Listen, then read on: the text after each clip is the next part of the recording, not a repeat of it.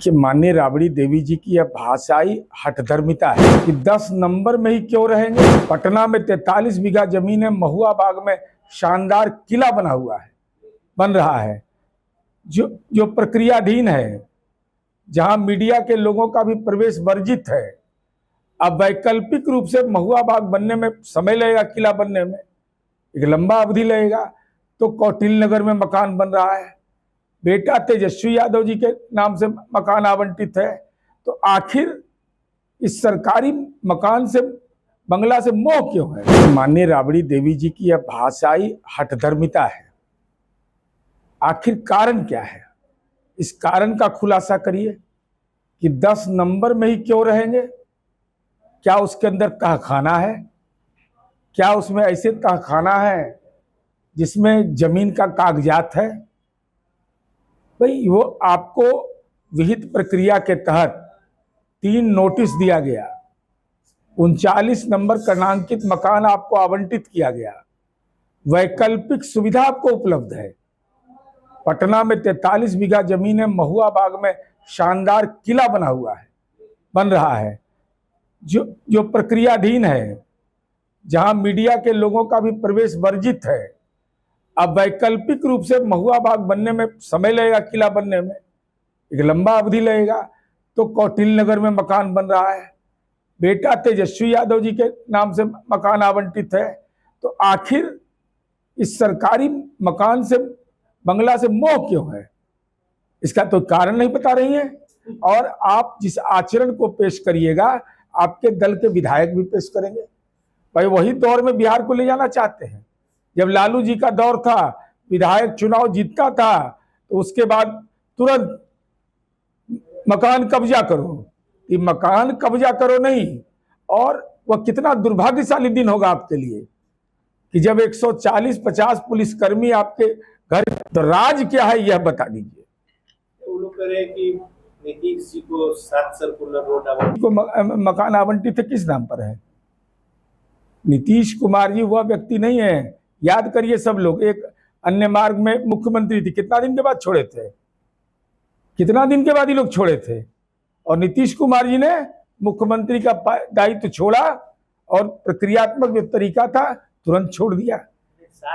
अरे वे ये आरोप खाली लगाते हैं ये लोग। दिक्कत क्या है कि यह बताइए ना कि 10 नंबर से ममता क्यों है, मोह क्यों है। सीबीआई ईडी गया तब ठीक लग रहा था, आज बिहार पुलिस जाएगी तब परेशानी का सबब बन जाएगा। तो उन्हीं के नाम से बंदोबस्ती हो जाए, ये तय कर लीजिए कि हमारा बेटा का जन्म यही हुआ है, बेटी का, तो अब भाई यही घर हमको दे दीजिए परमानेंट। भाई मानक है। अगर विधान आप एक अन्य मार्ग हैं, एक अन्य मार्ग आपको नहीं छोड़ना चाहिए था। उसमें तो अल्पायु थे बच्चे आपके, तो जमीन खरीदने के लिए आपको दिमाग था, अक्सर उनके नाम से खरीद लें, और मकान में आप जिद में अड़ गए। ये अच्छी बात नहीं है।